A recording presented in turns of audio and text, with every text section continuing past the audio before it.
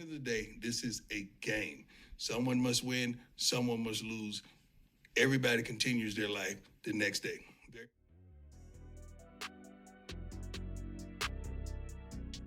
Welcome to Male Reality Lessons, where topics are reviewed and discussed as iron sharpens iron.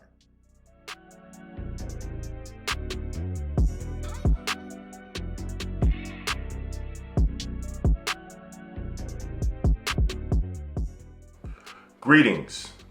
As you all know, on Saturday, the Colorado Buffaloes took their first loss.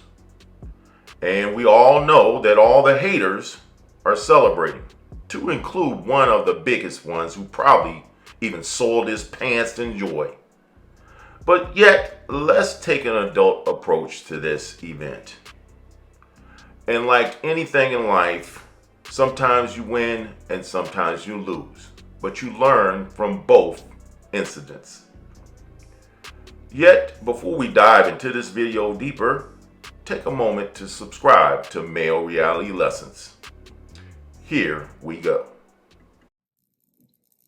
First and foremost, thank the Lord for allowing all this to transpire. It's a good old-fashioned butt kicking. No excuses, no nothing. Their coaches did a heck of a job preparing their team. Obviously, we didn't. That was good. I mean, that was a really good old-fashioned butt kicking. We went into the game wanting to dominate several phases. We lost offensively, defensively, as well as special teams. That fake punt kind of got them really rolling, and they didn't stop. Ever since they secured that first down, well-coached team. Bo Nix played his butt off. Defensively, they presented some things that I guess we just couldn't get around. We couldn't advance the ball, rushing or throwing the ball as well. Seemed like they had our number. But hats off to their coaching staff, to their head coach. Great job, and they're truly prepared. How you doing, Ariel?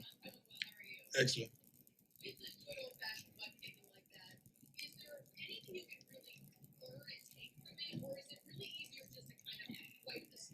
No, you can't wipe the slate clean. You got to watch the film and evaluate. I'll do that on the plane, but I saw a lot of it live.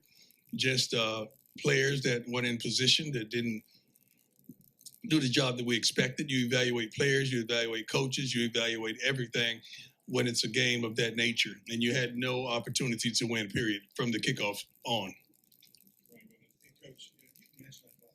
Yes, sir. Yeah. No, you don't need to hammer home a player. A player knows. I mean, he could fool himself and trick himself, but when he looks at the mirror, he knows what he's looking at. Something like this is I'm not going to say, people around the country would say this is what they needed to humble themselves. We wasn't arrogant or whatever. We're confident people. If our confidence offends your insecurity, that's a problem with you. It's not us. We expect to do well. We expect to play well. We expect to win every game we step out there. We expect to practice to perfection and go out there and execute the things that we practice. We just didn't do it today. But it's not something that was needed. It's just like saying you get in a car wreck or something. Oh, he needed that to slow him down. You don't need that. That's just stupid. It's just something that happened, and they got the best of us today. That's just it.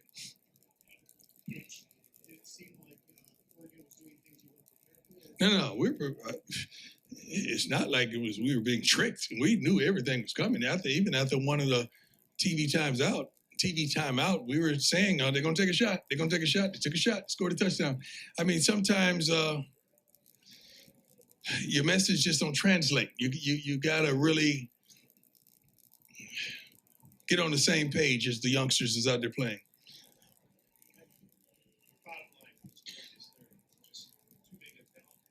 No, definitely not. If we had a talent gap, we wouldn't be 3-1 right now. It's not a talent gap. You just got your butt kicked. It just happens sometimes. That's just like a fighter.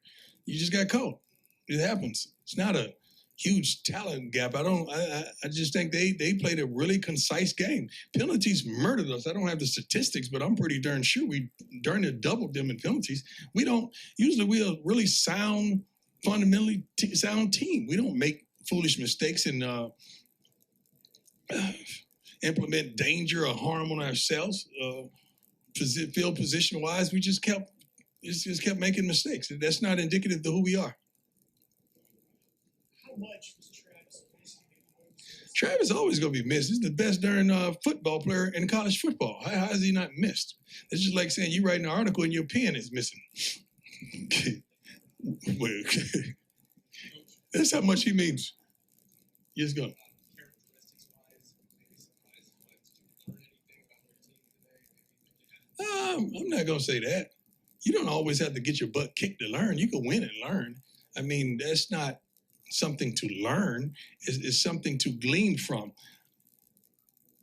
It's not just the kids. The coaches are accountable too. We are all accountable. Let's start with me. We're accountable for this. It's not just the kids. The way we played, that really surprised me. We played like hot garbage. That surprised me. I didn't expect that.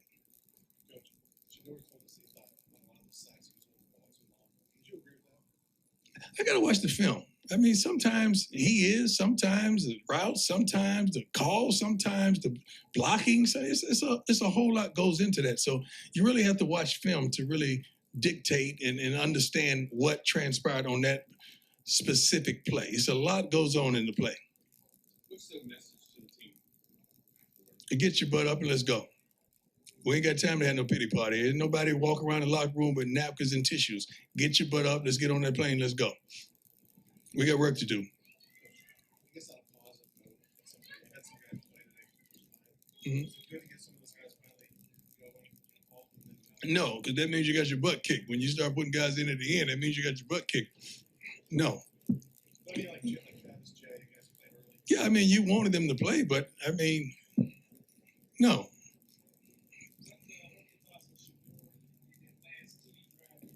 Well, we had to score. We had tremendous opportunities all game long, but it seems like we just kept shooting ourselves in the foot.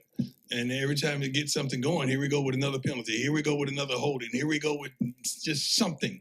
We just got to perform better, much better in every phase, not just offense, defense, as well as special teams. We got our butts kicked again. I reiterate in all three phases. Yeah, the offense distribution for the Ducks on the ground and through the air was. Say that one. Sorry, yeah, the offensive distribution for the Ducks on the ground and through the air was pretty even. Yeah. What aspects of Oregon's defense did you struggle with most today?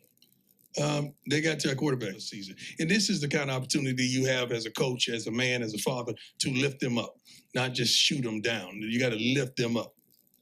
Coach, there aren't many 1-11 teams from last year that come into a season and have like this type of target on their back. Right. I don't think it's a target on our back. I just think this teams are trying to beat me. They're not trying to beat our team. They keep forgetting I'm not playing anymore. I had a great career. I'm serious. I got a gold jacket aimed back. So I'm good. But that's what it really is. I don't think they get any extra satisfaction, you know. It is what it is. And I signed up for it, so let's go. No, they don't make it tough on our team. These are grown men. I'm not out there. If I was out there playing against every coach I played against, we would be totally dominant. Coach, you made mention the other day when State was in town that you're about 7 to 8 dogs. Yeah, I wasn't lying. I wasn't lying. I didn't. It translates in practice. I don't say stuff just to say it for a click, you know, contrary to what somebody say. But yeah, I keep receipts. But I'm serious. I analyze and I understand what we're up against and what we have and what we need. One thing that I can say honestly and candidly, you better get me right now. This is the worst we're going to be. You better get me right now. With that being said, let me echo Coach Prime's sentiments exactly. You better get him right now, because this is going to be the worst he's going to be. And ultimately, in life, if you ever played any sport, you know there's a progression with regards to how well you perform, especially when you're starting from square one. But ultimately, because it's accelerated success at this university when they actually had none, people are waiting in the wings for him to fall flat on his face. But we know, just like in life, everything's a process. So from my perspective, I will continue to support Coach Prime, wish him well, and look forward to the outcome at the end of the season. And my prediction is they'll probably make a bowl game. But more importantly, I want to hear from you, the audience.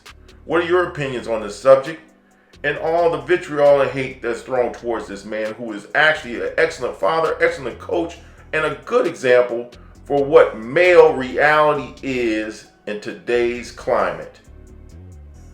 Again, as always, I want to thank you for watching. Please subscribe to Male Reality Lessons and have a good day.